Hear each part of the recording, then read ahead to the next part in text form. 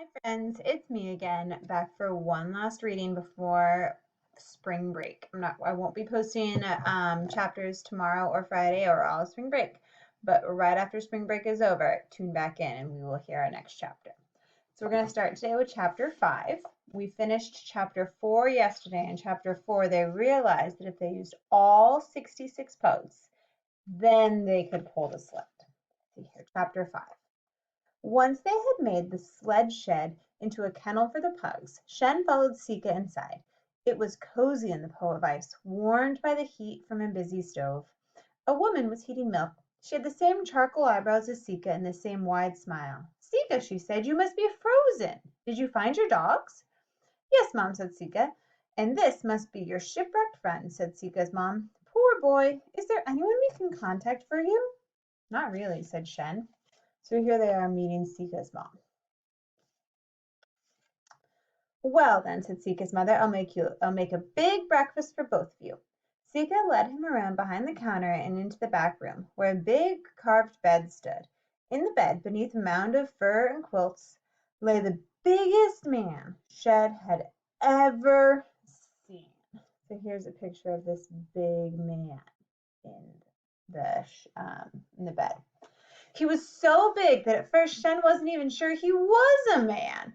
Under all those coverings he looked like an old boat that had been brought ashore and turned upside down for winter. Then Shen saw the big crazy bearded face resting on the pillows and realized that the rumbling he heard was snores. That's Grandpa, whispered Sika. The old man's face was gray with age, rugged as a mountain rock. Shen remembered Sika saying that her grandpa would soon die and wondered if he was going to do it now. But then, beneath one bushy eyebrow, a bright eye opened and turned to stare at Shen. Grandpa, this is Shen, Sika said. He was shipwrecked and he has dogs with him. We can enter the race. Ah, said the old man. So Sika has told you about the race. A little, said Shen. It did not always used to be a race, said Grandpa in his deep, rumbly voice. In the olden days, no one knew of the Snow Father or his igloo palace. Then, one true winter, a brave girl named Uka strapped on her skis and went exploring. Across Kraken Deep she went, but old Kraken, he was sleeping far beneath the ice and did not trouble her. All the way to the top of the world she went, and when she got there she found the old Snow Father waiting, and he granted her a wish. Just then Sika's mom granted Shen's wish by bringing him a mug of hot chocolate and some hot waffles with honey. Grandpa went on. So here's Grandpa reading or telling the story to Shen and Sika. Well, of course, Yuka's story spread far and wide. One lifetime later, when another true winter turned the ice to sea, all the brave young men of the north went racing off to see if they could get their wishes granted too. Oh no, said the Snow Father. Do you know how hard it is to make wishes come true? Only the one who was first to reach me shall have their wish granted. And he sent the rest home disappointed. Well, after that, each time true winter dawned, there were all sorts of fights and rages, and everyone trying to be the first to reach the Snow Father. We can't have this, he said, seeing the blood in the snow as young warriors fought each other to be the first through the gates of his palace.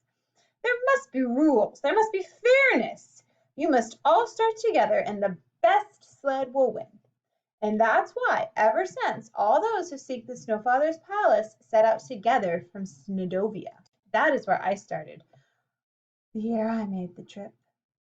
The wind was rising outside. The thin hissing it made must have sounded to Grandpa like sled runners racing over snow.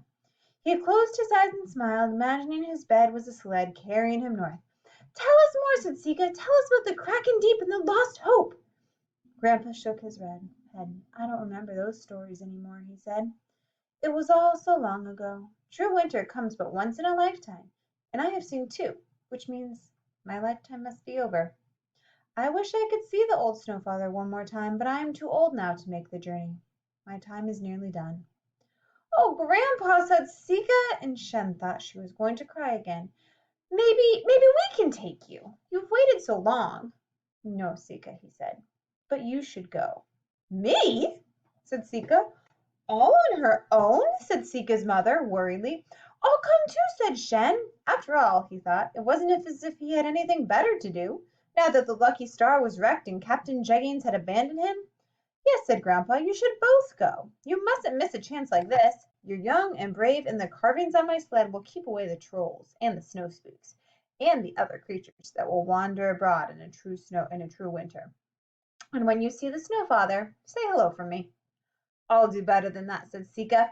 I'll ask him to make you well again, and then you'll remember all the stories and live to see a third true winter, probably.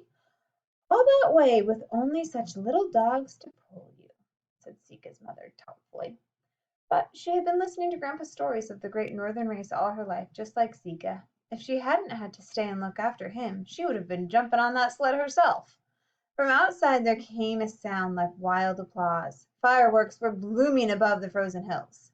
This is the starting line down at Snowdovia, said Sika. Her grandpa reached out and took Shen and Sika's hands in his. Good luck, he whispered. Now you must go. The race will begin soon.